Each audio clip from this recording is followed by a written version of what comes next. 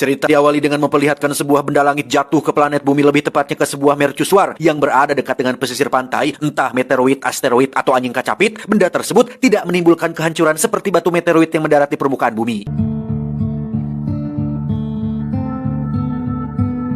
Dan kisah akan berfokus pada seorang profesor biologi bernama Lena yang tengah menjelaskan pelajaran tentang pembelahan sel, bahwa kehidupan dimulai dari satu sel yang membelah diri menjadi banyak sehingga menghasilkan beragam makhluk hidup seperti manusia, binatang, tumbuhan, alien, kerak telur, Adam Levine, dan sebagainya. Di mana Lena sendiri kebetulan sudah menikah dengan seorang tentara bernama Ken yang sudah 1 tahun ini belum pulang dari tugas rahasianya, sehingga wajar jika Lena sering kali mewek karena teringat dengan sang suami tercintanya.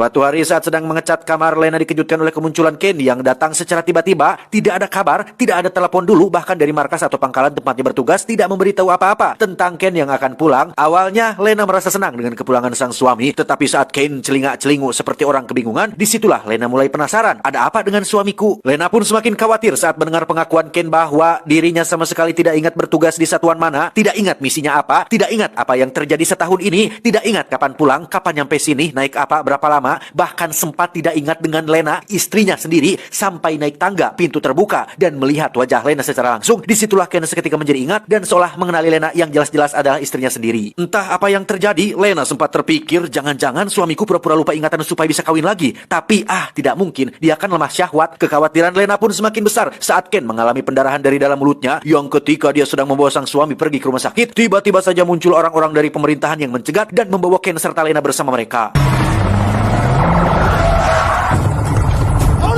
Dan inilah tutur tinular. Loh, dan inilah penghancuran. Singkat cerita, Lena tersadar di sebuah fasilitas rahasia milik pemerintah yang di situ ada sang penanggung jawab tempat ini bernama Dr. Ventress. Beliau menanyakan pertanyaan yang sama seperti Lena, yaitu kapan Ken pulang, bagaimana dia bisa pulang, naik apa dia pulang. Lena tidak bisa menjawab karena sama-sama kebingungan dengan apa yang telah terjadi pada suaminya. Giliran Lena yang bertanya tentang tempat apa ini, Dr. Ventress langsung mengajak Lena keluar fasilitas untuk melihat sebuah pemandangan luar biasa yang belum pernah ada sebelumnya.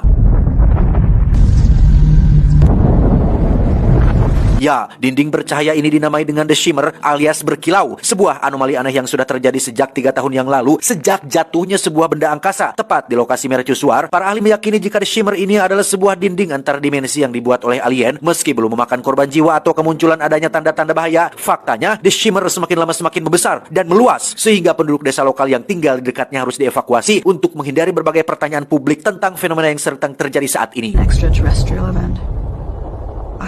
Dr. Ventress dan pihaknya sudah mengirim drone, kamera, pesawat tanpa awak, hewan, manusia, termasuk satu tim tentara yang salah satunya adalah Ken. Namun, tidak ada yang pernah kembali dari dalam The Shimmer, sehingga mereka kesulitan untuk mengetahui tentang apa yang ada di dalam sana dan apa tujuan dari munculnya fenomena aneh ini. And then we're talking cities. Sehabis makan malam di kantin fasilitas ini, Lena bertemu dengan 3 orang baru yang akan menjadi kawannya. Ada Anya, seorang paramedis, Cash, sang ahli geomorfologi atau ahli yang mempelajari tentang bentuk permukaan bumi. Lalu ada Josie, sang ahli fisika. Mereka bertiga adalah satu tim yang akan berangkat masuk ke dalam The Shimmer setelah sebelumnya kebanyakan militer yang dikirim ke sana, sehingga Dr. Ventress yang juga akan ikut masuk pun merasa bahwa sudah saatnya mengirim para peneliti dan para ahli di bidangnya untuk melakukan penyelidikan sekaligus penelitian terhadap apa yang ada di dalam The Shimmer ini. Dengan fakta bahwa suaminya sedang sekarat dan penyakit yang dideritanya tidak atau belum diketahui, Lena langsung menemui Dr. Ventress untuk meminta izin ikut ke dalam The Shimmer, berharap bisa mendapatkan solusi atau jawaban tentang apa yang sudah terjadi pada suaminya, di mana Dr. Ventress mengizinkan Lena untuk ikut setelah melihat catatan pengalaman Lena yang ternyata sangat kompeten. Pernah menjadi tentara selama 7 tahun di Angkatan Laut, sehingga secara teknis, Lena ini adalah paket lengkap karena sudah mah profesor, ahli biologi, mantan tentara lagi. So do I. Tibalah hari memasuki The Shimmer, mereka berlima terutama Lena nampak masih ragu mau masuk atau tidak karena tak ada satupun orang yang bisa memastikan apa yang ada di dalam, apa kemungkinan terburuk yang akan terjadi. Tetapi terlepas dari semua itu, mereka berlima hanya fokus pada satu tujuan, yaitu menuju mercusuar yang diyakini sebagai sumber awal muawal anomali aneh ini bisa muncul.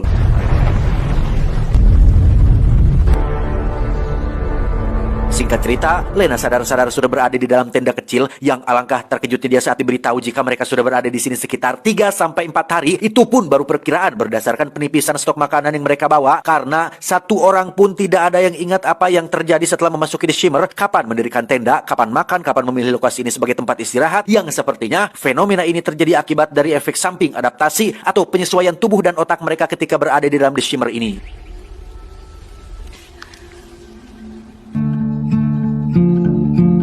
Mereka pun melanjutkan perjalanan dan melewati sebuah rawa dengan gubuk kecil yang hampir runtuh, yang di situ Lena sebagai ahli biologi menemukan satu kejanggalan pertama ketika melihat spesies bunga yang berbeda tapi tumbuh pada struktur ranting yang sama. Bayangkan, seperti kelapa, singkong, cecenet, ubi rambat, salak pondoh, talas bogor, kulub suuk, dan buah pepaya tumbuh dari pohon yang sama. Sungguh tidak masuk di akal, kecuali memang sengaja dikawin silang. Namun bunga ini tumbuh secara alami sehingga akan memakan waktu cukup lama bagi Lena untuk melakukan penelitian terhadap fenomena aneh yang terjadi ini. These are very strange. Well, and maybe even before. Dan ya, ada sesuatu yang sempat menarik Lena ke dalam air. Entah apa itu. Mereka berlima segera menjauh dari perairan yang tak lama muncullah sosok yang menarik Josie tadi, yang ternyata adalah seekor buaya albino yang langsung naik ke daratan, sehingga Lena yang dulu pernah gabung di militer pun menjadi satu-satunya orang yang berani menarik pelatuk untuk membunuh buaya albino tersebut. Yang menarik adalah, buaya albino ini tidak sama dengan buaya-buaya konvensional pada umumnya yang kebanyakan hobi mempermainkan hati dan perasaan kaum hawa, karena buaya satu ini memiliki gigi-gigi tajam yang memenuhi mulutnya, persis seperti struktur gigi yang dimiliki oleh ikan hiu, sehingga bisa disimpulkan bahwa semua makhluk hidup yang ada di dalam The Shimmer mengalami apa yang dinamakan dengan mutasi. Mereka berlima melanjutkan perjalanan dengan menyeberangi rawa-rawa menggunakan perahu yang ada di sana, di mana Lena mengalami memar pada tangannya yang mungkin saja disebabkan ketika diserang oleh buaya tadi. Tibalah mereka di markas selama fasilitas rahasia pemerintah yang kini sudah ditelan oleh The Shimmer. Lagi-lagi mereka menemukan mutasi yang terjadi pada tembok beton, sehingga Lena memiliki sebuah teori bahwa mutasi ini mirip seperti sebuah tumor yang bisa menyebar melalui jaringan ketika sudah nemplok pada satu objek atau makhluk hidup.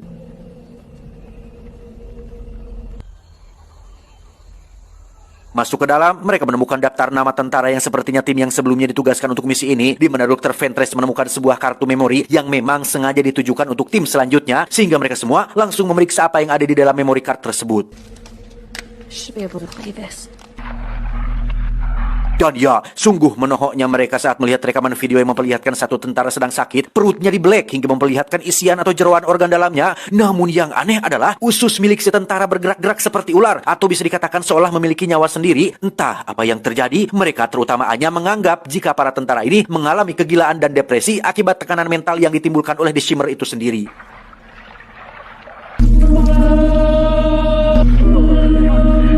Tak lama mereka menemukan lokasi yang ada pada rekaman video tersebut, sekaligus menemukan si tentara yang perutnya dibedah. Kini sudah bermutasi seperti lumut yang merambat dan menempel pada dinding. Bahkan bagian luar tubuhnya terlihat masih utuh, meski separuh badannya terpisah satu sama lain. Malam harinya Lena terbangun dan melakukan penelitian terhadap sampel buaya dan bunga yang sempat dia ambil, di mana selnya mengalami pembelahan diri atau pengembangbiakan yang cukup aneh. Lena yang tidak bisa tidur lagi pun menemui Dr. Ventress di pos jaga, yang di situ mereka mendengar suara kukurusukan di dekat kawat pembatas, sehingga Kes ikut terbangun juga pun memutuskan untuk pergi memeriksa sendirian dan... Ya, Kes diserang oleh seekor beruang dan dibawa ke dalam hutan, di mana esok paginya mereka mengalami sedikit ketegangan saat Anya ingin kembali pulang, sementara Dr. Ventress ingin tetap melanjutkan perjalanan menuju Mercusuar karena Anya terlalu sosorongot. Sosorongot itu artinya marah-marah, popolotot ya, melotot. Lena mencoba menjelaskan dengan tenang bahwa satu-satunya jalan tercepat untuk mereka bisa kembali adalah dengan menyusuri pesisir pantai, dan pesisir pantai adanya di dekat dengan Mercusuar, sehingga mau tidak mau mereka harus tetap melanjutkan perjalanan seperti apa yang dikatakan oleh Dr. Ventress.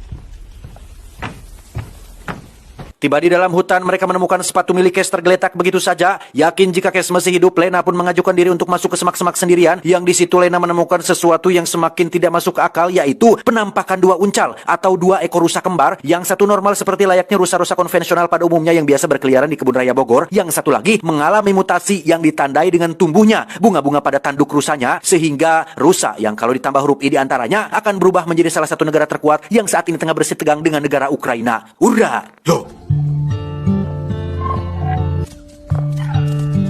Lena akhirnya menemukan tubuh Cash yang sudah dalam kondisi mati. Mereka melanjutkan perjalanan dengan Cash yang harus direlakan pergi menghadap sang ilahi. Tiba di sebuah tempat yang ada rumah warganya, mereka menemukan sesuatu yang lebih aneh sekaligus indah pada saat yang bersamaan, di mana sebuah tanaman bunga tumbuh membentuk tubuh manusia, sehingga muncul kembali teori bahwa semakin dekat dengan lokasi mercusuar, semakin brutal dan ekstrimlah mutasi yang terjadi.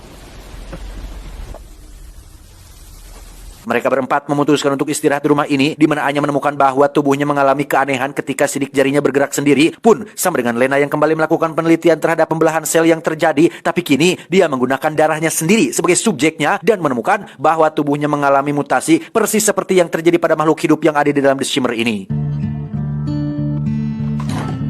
Sempat tidur beberapa jam, Lena dibangunkan oleh Anya yang sekonyong-konyong menodongkan senjata dan mengikat dia, Dr. Ventress dan Josie pada sebuah kursi. Anya rupanya ketakutan setelah melihat sidik jarinya bergerak sendiri, menganggap jika yang lain akan membedah perutnya seperti apa yang dialami si tentara pada rekaman video tadi, sehingga daripada dia yang diikat duluan, mending dia yang mengikat mereka duluan. Tak lama, terdengar suara Cash yang minta tolong, padahal Lena jelas-jelas sudah melihat jasadnya di dalam hutan. Karena Anya tidak melihat jasadnya secara langsung, dia mengira jika Lena telah berbohong, sehingga dia pun segera keluar untuk memeriksa dan...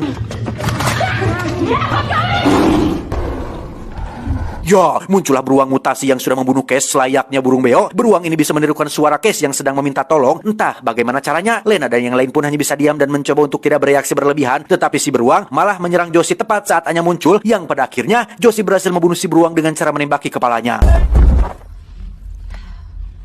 Pada malam itu juga Dr. Ventress langsung melanjutkan perjalanan karena takut keburu mati sebelum bisa mencapai mercusuarnya. Sedangkan Lena dan Josie memilih untuk tetap bertahan sampai esok paginya. Josie terlihat sedang duduk sendirian di halaman belakang, di mana tubuhnya menunjukkan tanda-tanda mutasi berupa kemunculan hijau daun pada lengan kirinya, sehingga Josie yang sudah pasrah dengan nasibnya pun memilih untuk tawakal dan berubah menjadi taman bunga bersama dengan tanaman lain yang ada di taman belakang rumah.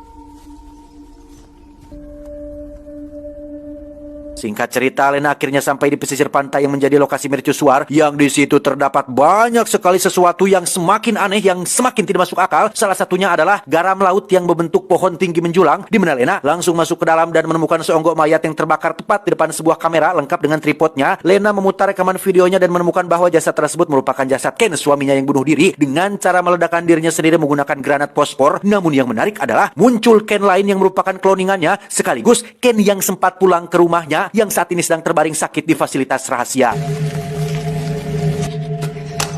Tak hanya itu, Lena juga menemukan sebuah lubang di antara lumut putih dan masuk ke dalam untuk memeriksa, yang di situ ada Dr. Ventress sedang duduk sendiri dengan perilaku aneh dan tiba-tiba...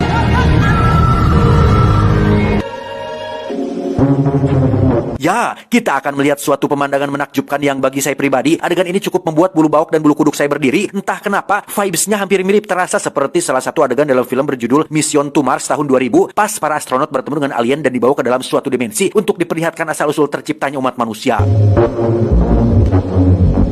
Lena dihadapkan pada sebuah zat atau semacam gumpalan aneh yang bagian tengahnya memiliki cahaya, di mana zat tersebut mengambil sedikit darah Lena sebagai sampel untuk menciptakan creature atau makhluk baru dengan Lena sebagai sumber awal DNA-nya.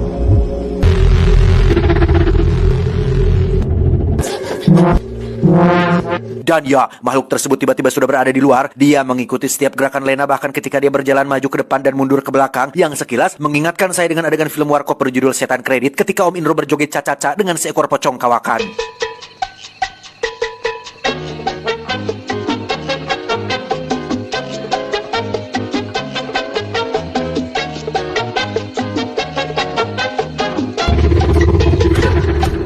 Sadar jika alien ini tidak akan membiarkannya lolos, Lena pun teringat dengan apa yang sudah dilakukan Ken suaminya, yaitu bundir, di mana Lena mendekati tas milik Ken dan mengambil granat fosfor untuk kemudian dia akan ledakan di tangan si alien ini tepat saat tubuhnya perlahan berubah menjadi mirip sekali dengan Lena.